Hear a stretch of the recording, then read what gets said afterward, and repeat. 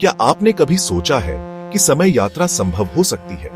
इतिहास में कई ऐसे रहस्यमय किस्से हैं जो इस सवाल को जन्म देते हैं। तो चलिए आज के इस रोमांचक सफर में जानते हैं इतिहास के 10 अद्भुत समय यात्रा के किस्सों के बारे में।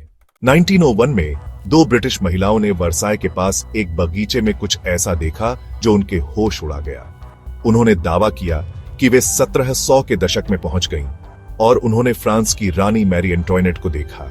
क्या यह सच में समय यात्रा थी या उनका भ्रम? 1943 में अमेरिकी नौसेना ने एक ऐसा प्रयोग किया जिसमें एक जहाज यूएसएस एल्ड्रिज गायब हो गया और दूसरी जगह प्रकट हुआ। इस घटना को समय यात्रा के सबसे विवादित किस्सों में गिना जाता है। 2000 में एक व्यक्ति जिसने खुद को जॉन टीटर बताया ने इंटरनेट पर कहा कि वह 2036 से आया है। उसने भविष्य की कई घटनाओं की भविष्यवाणी की, लेकिन क्या यह सच था या एक बड़ी चाल? 1928 में बनी चार्ली चैपलिन की फिल्म द सर्कस में एक महिला को मोबाइल फोन जैसा कुछ इस्तेमाल करते देखा गया। ये क्लिप आज भी एक पहेली बनी हुई है। 1935 में British air marshal Victor Goddard ने दावा किया कि उनका विमान समय में फिसलकर भविष्य के एक एयरबेस पर पहुंच गया था। यह घटना आज भी अनसुलझा रहस्य है। चीन में एक प्राचीन कब्र से 400 साल पुरानी घड़ी निकली, जो एक आधुनिक स्विस घड़ी थी। आखिर ये घड़ी समय को कैसे पार कर गई? 1950 में टाइम्स स्क्वायर पर एक आदमी अचानक प्रकट हुआ। उसके कपड़े 1800 के दशक के थे।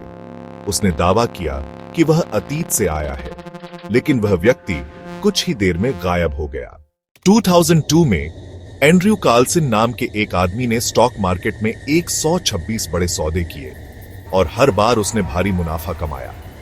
उसने दावा किया कि वह 2256 से आया है, लेकिन फिर वह रहस्यमय तरीके से गायब हो गया। 1954 में एक आदमी जापान के एयरपोर्ट पर प्रकट हुआ, जिसके पास एक ऐसे देश का पासपोर्ट था जो दुनिया के नक्शे पर मौजूद ही नहीं है। क्या वह व्यक्ति किसी अन्य समय या आयाम से आया था? 1954 में एक और समय फिसलने की घटना घटी जब एक ट्रेन लापता हो गई। गवाहों का कहना था कि ट्रेन समय के किसी और आयाम में चली गई, लेकिन इसका सच आज तक सामने नहीं आया।